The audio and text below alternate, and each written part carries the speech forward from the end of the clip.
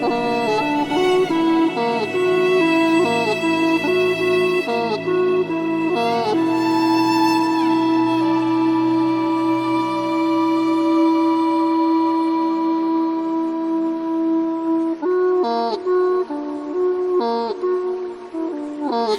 thọ cái chủ chỉ sao chọn gì lời. Giờ về lý cha cái thế lý cho cô Vang Ju. Ôi chẳng thấy bộ lý nó cái chuyện nó của mong lý. Cô ra cô thọ có ra lúc gì bố của nó.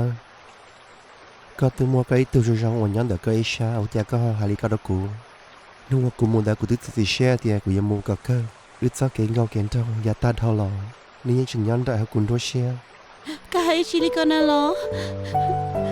Họ cứ luôn nên cô chỉ mua có. Cô chỉ nên nương ta nào tao có lý do.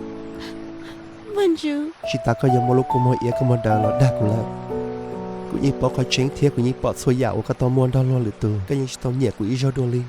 Dạ ta cũng chén có ta chỉ luôn đâu. Cần cái gì ok cô lời tí là tao ước tao muốn ra chi lý. Cô ý tao xa tiêu cô luôn ra tí là tung đôi ý trong lý. Hôm nay tế nào cô cho mua cao sư.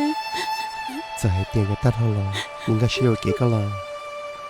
Lúc nào cụ thể có ưu ăn lên. Kia là sau đi nó trong đua. Cụ từ một tí cụ luôn đang lợi mà. Cụ yêu chim qua đã chim đó con gì lợi nào.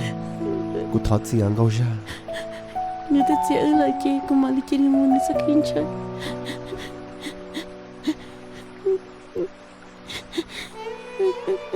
Cụ chuột thọ cả luôn lũ cao sư. Đợi cụ yên dầu xe mù trở lại cụ trong mong. Và luôn đu tỏ tận chê. Một đầu cụ thế có ưu. Sẽ tiền nhớ ít trong mong. Cụ cháu có lần nắng gâu ra. Ô linh đâu. Mà ô linh có hài à. Chị cũng mà linh lưu nè. Xin nào nụ. Họ cũng lưu xe là xe. Cụ yêu chỉ đọc khá tuần là thách chân là ý trong gì lợi. Cụ mua là gâu ra.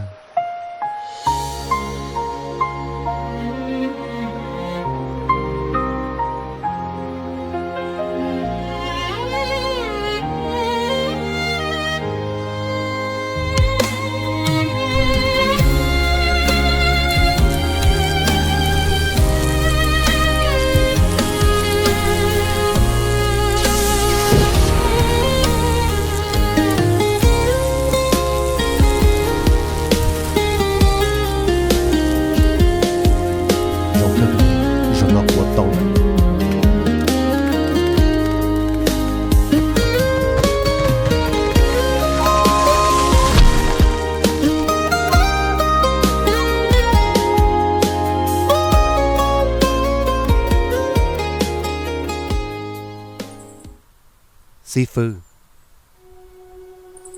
Sau cái lúc có bọn trẻ tiếng một tiếng. Cũng nói mò của lúc lâu. Nếu sai tao đi trả tiền. Cũng yên gà xe có cơ mì tô.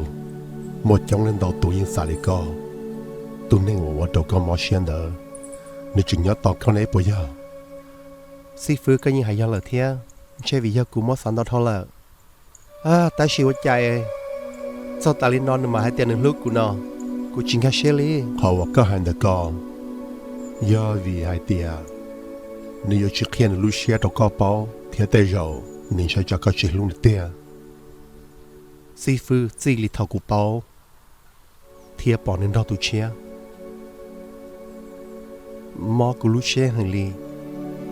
Giờ lưu xe mà lý thịa. Giờ nên lưu có tia tia. Nếu yon thì con. Chế ya ta thảo lò. Nếu tao chỉ cho cái lưu. Ta chỉ bảo yêu kia lý cha. Họ có bỏ nên đâu tụ chiến đó nè. Vì tia. Nếu sao bảo thì có bỏ luôn được tia. Nếu xì cú xe lo. Cú yên chính trên kia li. Xôi dàn đỡ ư ya ta mô lo. Sau li nó.